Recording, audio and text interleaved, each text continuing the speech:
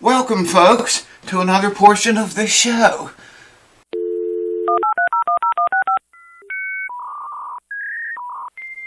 Alright, welcome back, friends. Thanks for tuning in. A lot of people's talking about, you hear people talking all the time about Stratocaster frets, okay? At the factory, how they drive the frets in from the side instead of pressing them in or pounding them in, hammering them in, however you do it, where you live. They talk about, they press them in from the bass side to the treble side. Are you with me on that?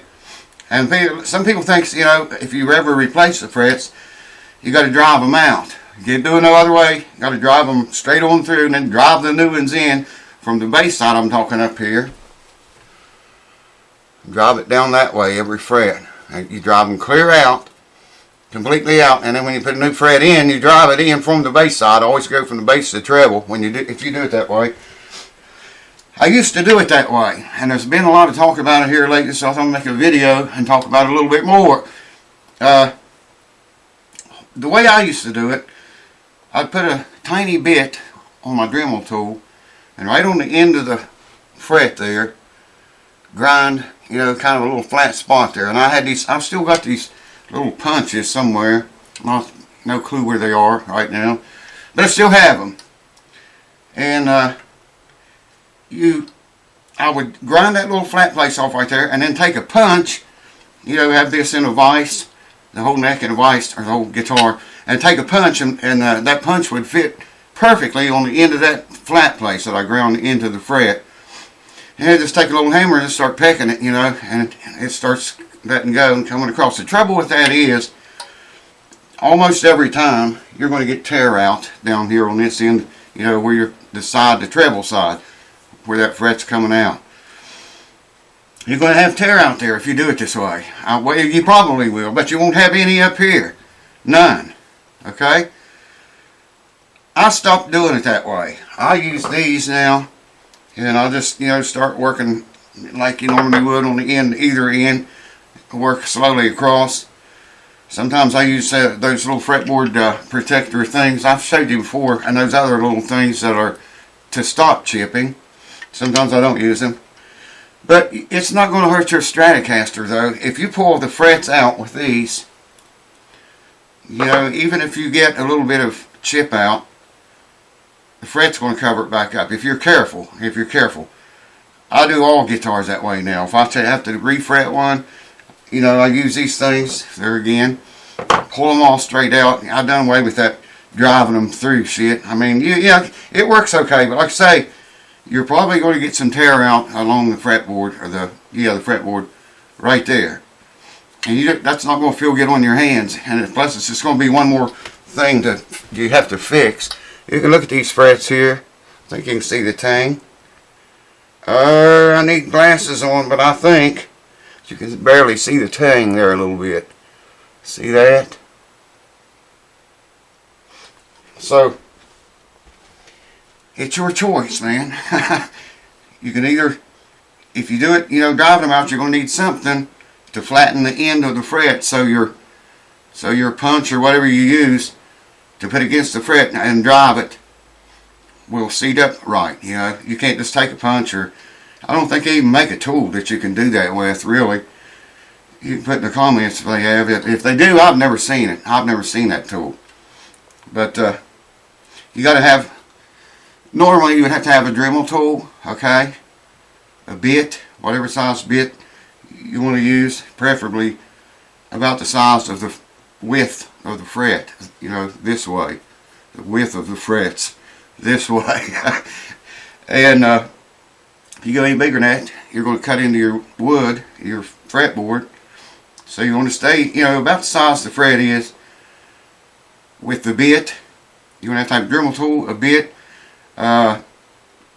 some kind of a punch, something to put against the fret, a hammer, and probably sandpaper by the time you get done to, sand out all that chip away over here that you probably are going to get. I've done that a lot of times, and sometimes I'd get chip away and sometimes not. I don't know what the deal with that was. Sometimes none, man, not any at all. Other times I'd have to go back, and I've even took rosewood dust, if it's rosewood board, this one is, and you know, have to fill those places in with rosewood dust. That's a pain. I mean, it's just a whole lot easier, in my opinion, for me it is, to use these on every guitar. You know, start like you always do at the very tip end of the fret and work your way across very slowly. Here's these. Yeah, if I don't drop them on the floor, I need more hands, man. You can get these little chip stoppers. I think that's what they're called. You've probably seen me use those before. Yeah, they're from STUMAC. This groove right down the center here, I can't hit it, man. I can't see it without glasses. That groove in the center of both of them, let's see, one of them's 10 thousandths and one's for 20 thousandths. In case you've never seen anyone use these, you just get the fret started pulling it up, okay? And then depending on the width of your fret tang, slip this underneath the end as you're pulling it up. It supposedly stops chip out. I've still chipped them with these, but you know, it's an extra backup, I guess. You could use those little fretboard protectors if you have them and you'd rather use them. And that's just one of these. They're not as good. I don't like them as good. I like those other things better. I only use these when I'm doing frets like, when I used to use sandpaper, I would lay this over the fret so I wouldn't touch the sandpaper, wouldn't touch the fretboard. Anyways, back to the pulling the frets out. It's up to you, really. Like I say, I used to do it. I'd drive them through. It's not really any faster. By the time you know, put a bit in your rig and cut out a flat spot on the end of every fret, find your punch, find your hammer, find your sandpaper, because you're probably going to have tear out along here, because all those little ears and stuff on the fret tang is going to come out right there. Drive it out. It's more trouble to me than it's worth, I think. I did, like I said, that way for years, and I thought, well, shit, man. I had a Stratocaster here, and it was mine.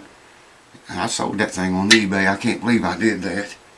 But one day, I needed to replace some frets, not all of them. But I thought, you know, I've always punched them out. I'm going to try just pulling them out like you would, you know, regularly. And it worked fine. Had a little bit of chip out, but it wasn't enough. When I got the new frets back in, you could not tell it, man. You couldn't see it. You could not see it. This neck is for a Stratocaster guitar, which I'm going to be putting together sometime on this channel if I ever get, you know how that goes. Anyways, yeah, you can pull your frets out of your Strat straight up, or knock them out the side, whichever you like best. I like pulling them straight out, but you know, each to his own, I suppose. Wax potting pickups today. Thank you guys for watching. I hope that's some kind of help to you. I got this old Martin guitar here. Check this out, man. I got, what do we do to it now? What have we done? Let me think, what did we do? He had a big crack right here. Right up the side there. It's fixed. That's where the movement of this neck was coming from. It wasn't the neck joint itself. I checked it out really close. And I sealed this around here where there was a crack. There's none there now, if you can see. And it's all sealed up, baby. Sealed, and the crack is glued together and cleated. Videos is coming on, and I don't know what order you'll see them. Maybe you might see them before you see this video. I don't know. I checked for that loose brace. It was not loose. Well, somebody really got a lot of glue on that finish, man. Looks like just left it on there. What do you got to do next? Frets. I'm going to do frets on this guitar. Just, you know, level them and, you know, the whole fret job, man. They're not wore all that bad, but I'm going to level them and re-radius them, crown them, and polish them and all that jazz. So stay tuned for all that. It's coming. It's coming. Thank you guys for watching. And I hope to see you again real soon. Cheers to you. Love you guys. See you next time. Look at this shit, man. For those of you that never see it, fall to your knees and repent, if you please. and be grateful that you never see it. Be grateful you don't see it, because it's a sloppy mess. It is a sloppy mess. If you got to go out there in it, that's only a few inches. That's nothing compared to what we usually get. But it's bad enough. Be grateful you never see the slop. Hold on. Oh yeah, we're going to be having a guitar contest. Well, having a contest ending just real soon now. Stay tuned for that.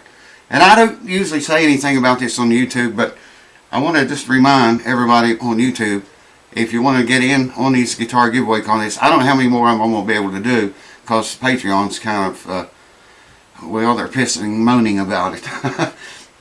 And their rules, the way their rules and stuff is, I don't know, how much longer they're going to let me do it. There's one going to end here just in a few days, and somebody, whoever wins it, will get to choose out of 3 guitars which one they want.